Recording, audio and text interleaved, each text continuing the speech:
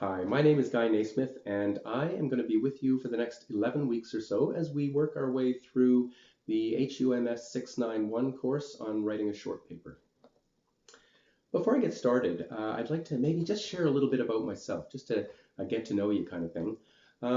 If we go way back in history, back in the distant past, when I was in high school, I had a solid C minus average.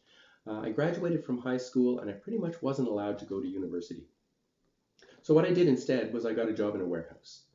And I don't know if any of you remember, but the first Indiana Jones film, there was that huge warehouse. They had the Lost Ark packed away in a crate, and there was an old guy pushing the Lost Ark down the corridor of this warehouse, and he was going to put it away forever. Big, dark, dirty warehouse. That's where I worked.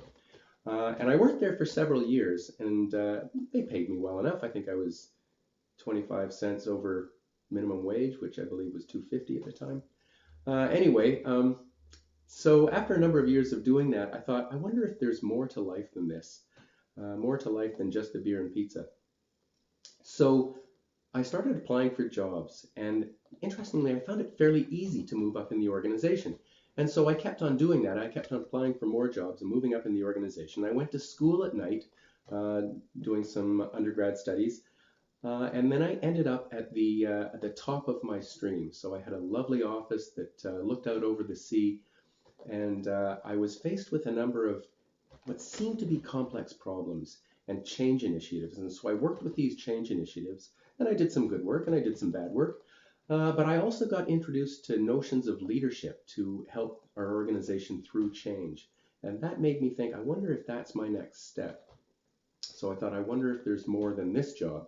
So I left that job, and my mother was very unhappy about it because I had the lovely corner office, but I left it anyway to become a consultant. And I went back to school, and I went to Royal Roads actually. I was one of the very early students at Royal Roads.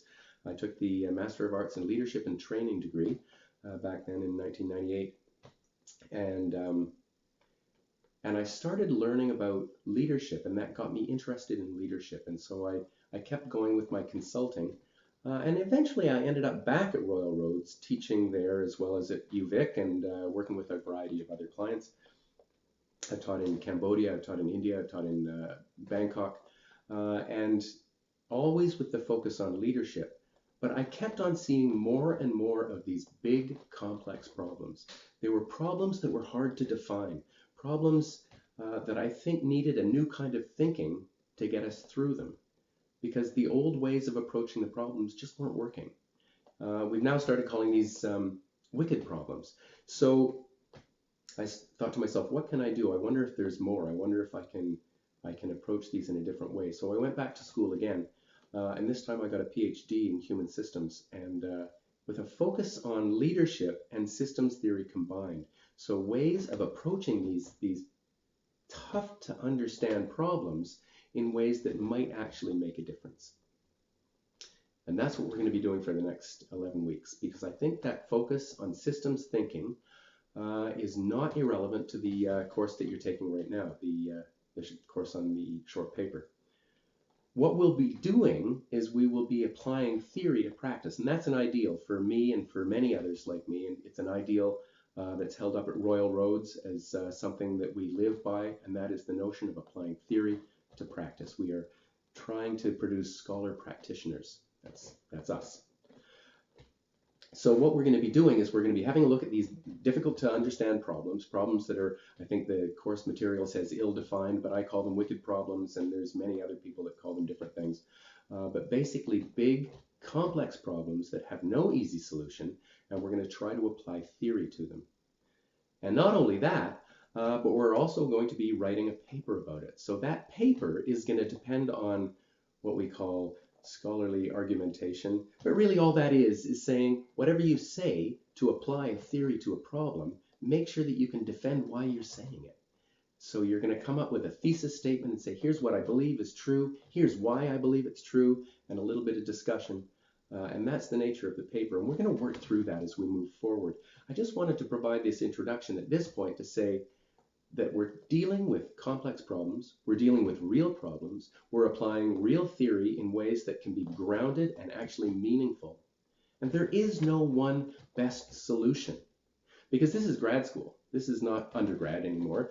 This is graduate studies. And so what we're looking at is something that in the field of systems theory we call equifinality. There are many ways to achieve a positive outcome in a complex system. There is no one best way. There's no formula. If there were a formula, it'd be undergrad. So that's the kind of thing that we're going to be looking at. I guess I could tell you other things about myself. I enjoy sailing, a complex sport when it's racing. I enjoy doing home renovations. You have me at my best right now with something that I've already renovated behind me, but my partner and I are now renovating the rest of the house, so if I was to turn the camera around, you would see a giant mess. I enjoy writing, have a few publications out there, including a chapter in an edited book by the International Leadership Association.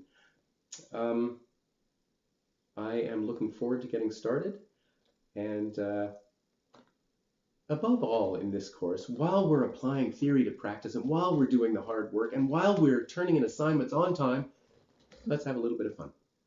Okay, that's me. Thank you very much.